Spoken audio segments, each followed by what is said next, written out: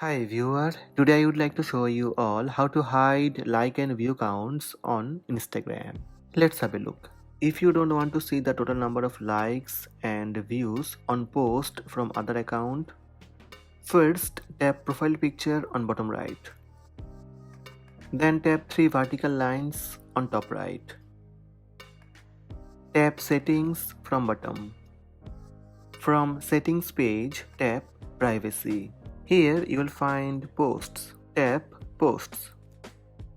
From posts page, just toggle on hide like and view counts. If you turn this feature on, you would not see the total number of likes and views on posts from other accounts. Just toggle on hide like and view counts. That's it. The total likes and views will now be hidden in your Insta feed.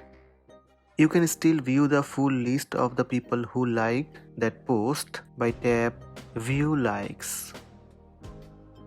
So these are the steps to hide like and view counts on Instagram.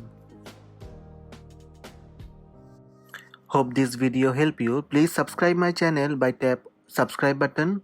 Also tap the bell icon to receive notifications about all new videos.